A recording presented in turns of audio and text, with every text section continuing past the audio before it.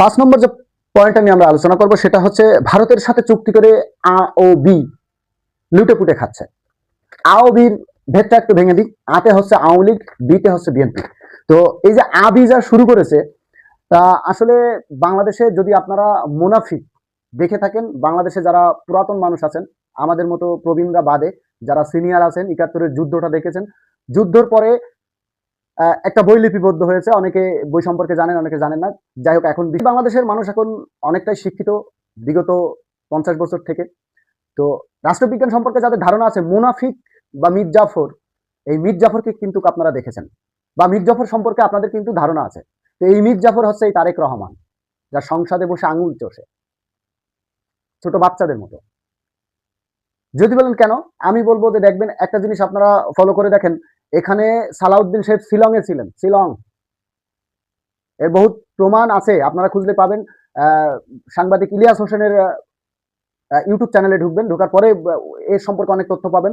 Plus other side আরো অন্যান্য বহুত ডকুমেন্ট আছে। তো সব মিলিয়ে যেটা বলতে চাচ্ছি যে শিলং থেকে তিনি কিন্তু রিল্যাক্সে জুলাইয়ের পরে আসলেন। বিএনপি কিন্তু স্বীকার করেছে যে এই জুলাই অভ্যর্থনে তাদের কোনো অবদান নেই, হয়তো বা ইনডাইরেক্ট বলেছে, কিন্তু এমন একটা বার্তা তারা কিন্তু দিয়েছে। মির্জা ফখরুল ইসলাম আলমগীর, তারেক সাহেব তখন লন্ডন থেকে ওহি পাঠাতেন।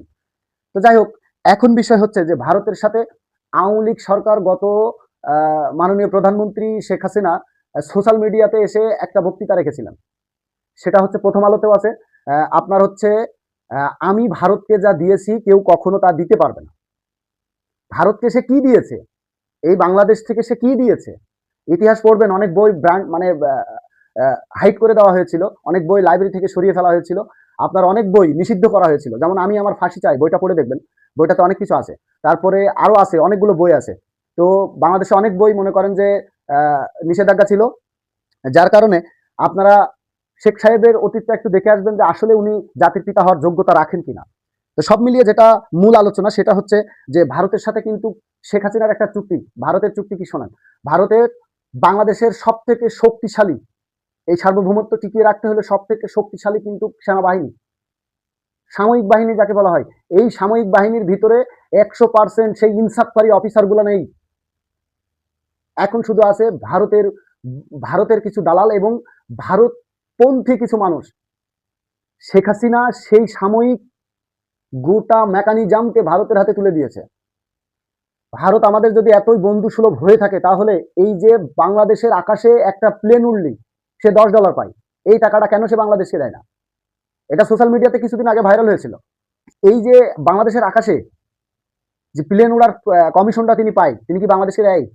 মানে এক কথায় কি বলবো, যে ভারত কখনো বাংলাদেশের ভালো চায়নি, ভবিষ্যতেও চাইবে না। এটা ইন্দিরা গান্ধীর থেকে হয়ে আসছে,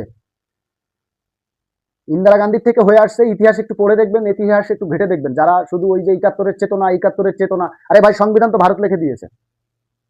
এটা আমার কাছে মনে হয় ভারত সংবিধান লিখে দিয়েছে। ভারত ইতিহাসের টোটাল যুদ্ধচিত্র চেঞ্জ করে দিয়েছে। যা হয়েছে তার থেকে ভিন্নভাবে সাজিয়ে রাঙিয়ে গুছিয়ে ইতিহাস লিখে দিয়েছে এই সংবিধান। এটা আল্লাহর কোনো ওহী না, কাজেই এটা মানার কোনো প্রয়োজন নেই। আল্লাহর ওহী, আপনি যদি সনাতন ধর্মের মানুষ হয়ে থাকেন তাহলে আপনি আপনার ধর্মগ্রন্থকে প্রাধান্য দিন। আপনি আপনার আপনি যদি মুসলমান ধর্মের হয়ে থাকে আপনি কোরআনকে প্রাধান্য দিন। সংবিধান এত প্রাধান্য প্রায়োরিটির কোনো সাবজেক্ট না। সংবিধান মানুষের প্রয়োজনে ব্যবহার করা হয়, সেটা মানুষের প্রয়োজনেই সংস্কার করা হবে ইনশাআল্লাহ। এই আন্দোলন থাকবে, এই আশাবাদ ব্যক্ত করে আজকের মতো বিদায় নিচ্ছি।